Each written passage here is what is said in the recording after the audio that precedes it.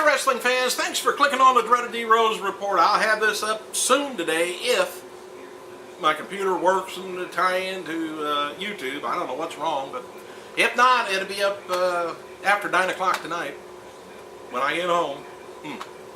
Hey, TNA's Explosion TV show, by the way, is mainly shown over in Europe. And what it is like a recap of what all went on. Anyway, TNA is going to be, you might hear a lot of that from, you know, the internet and stuff. But TNA, as far as I know, it's a syndicated show. Not everybody carries it, but it's mainly over in Europe. And did I hear Bret Hart say WWF last night? No, I didn't. They edited it out. Probably caught a little bit of hell backstage for it. Anyway, here's some live notes from WWE Raw, which took place at Time Warner Arena in Charlotte, North Carolina. Superstars taping. Primo wrestled Yoshitatsu. Primo was the heel in this and had new entrance music. Uso twins with Tamria wrestled Mark Henry and Goldust. And live notes, by the way, from the building where Raw was around 90% full, and the crowd, I guess, was pretty much hot all night. NXT, of course, got a lot of heat. And what do you think about last night's NXT deal? At least the locker room came out and helped this time. Man. But anyway, the guest host went over pretty big with the crowd. The crowd liked it, you know, when he did the worm and all that crap during his wrestling match. Anyway, at the end of Raw, when the NXT guys got kidnapped and beat up Bret Hart backstage, or whatever they wanted. They didn't run him down this time with a door or a limo or anything. They just stuck him in a limo and bounced him back and forth, I guess. The WWE superstars were guarding the stage area up at the top of the ramp. All they did was watch the whole thing on the Titantron, which I thought was odd, and didn't run back to help Bret at all. But anyway, the dark match at the main event for the local people there. After Raw went off, John Cena defeated Sheamus in a quick match that sent the crowd home happy. Odd part about that, Cena and Sheamus, they didn't go out to help Bret either. They stayed in the ring and watched. I stayed home and watched. What am I talking about?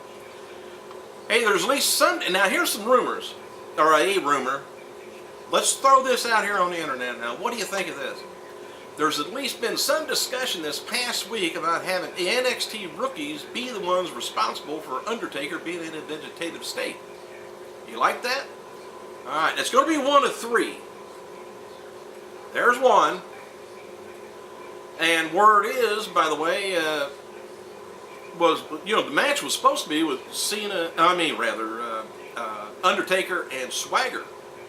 So, there's your other one. Swagger could have done it. And the last one, of course, is going to be who you don't expect. And that's going to be Kane. Kane's been jealous of his brother for I don't know how long, and Kane went off. And anyway, there's been a rumor of a casket match going to be at SummerSlam, and it could be between Kane and Undertaker. So if that don't go through, anyway, he's still going to be going after Swagger's title if he still got it then. So one of three. Let's just, or if you got your own scenario, let me know. If WWE goes with the idea of Kane undertaking Taker, they'll probably stick the casket match at SummerSlam. Taker will only work that feud before moving on to the world title, like I was saying. Beth Phoenix, by the way, has been doing some light leg presses at the gym following her recent knee surgery, which I wish I could help her.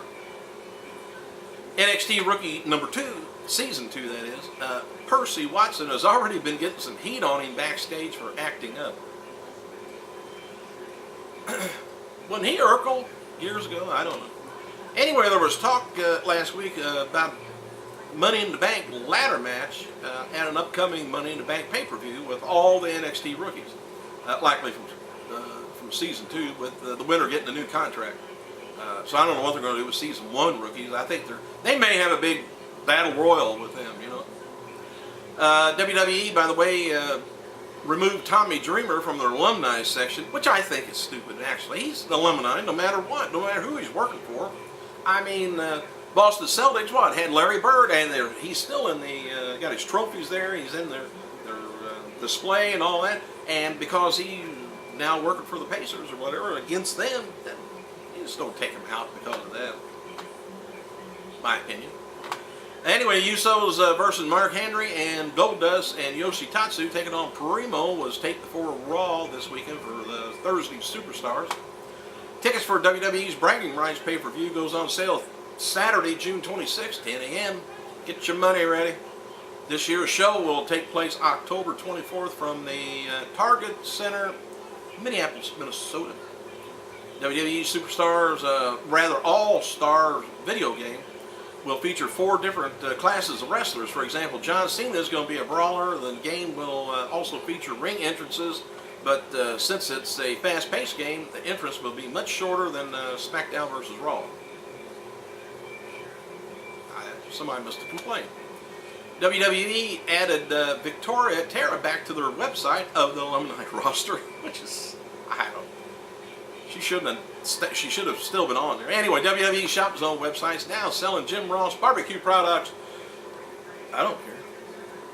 The Miz and his new WWE US Championship after defeating R-Truth the other day, and John Morrison, Zack Ryder in a 4-way match for Truth's title on last night's Raw.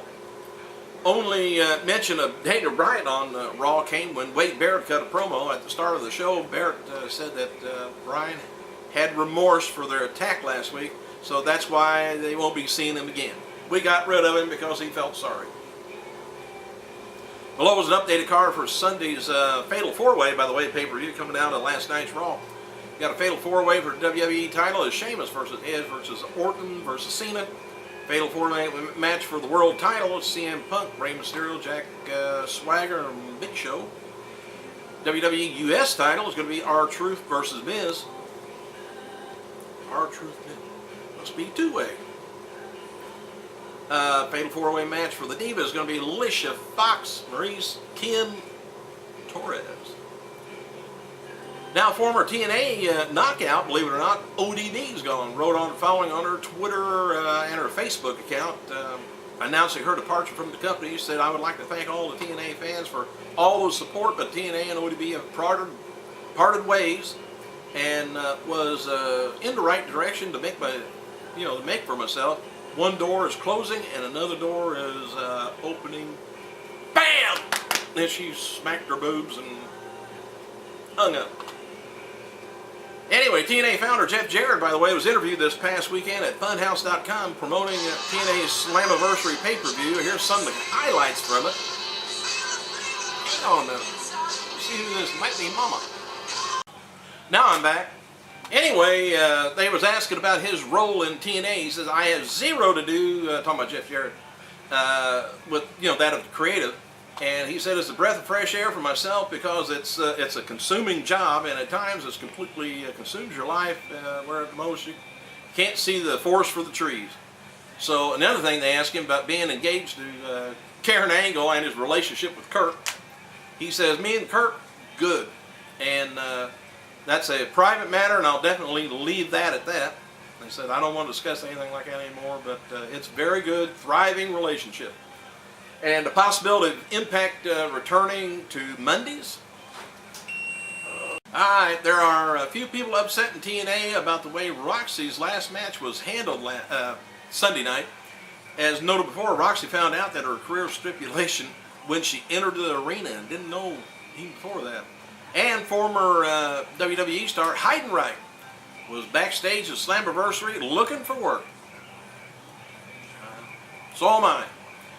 Hey, thanks for clicking. I'll try and get this on probably after 9 o'clock tonight. I'm going to try and get everything fixed up here where I can get it earlier. Out to you. Gotta go.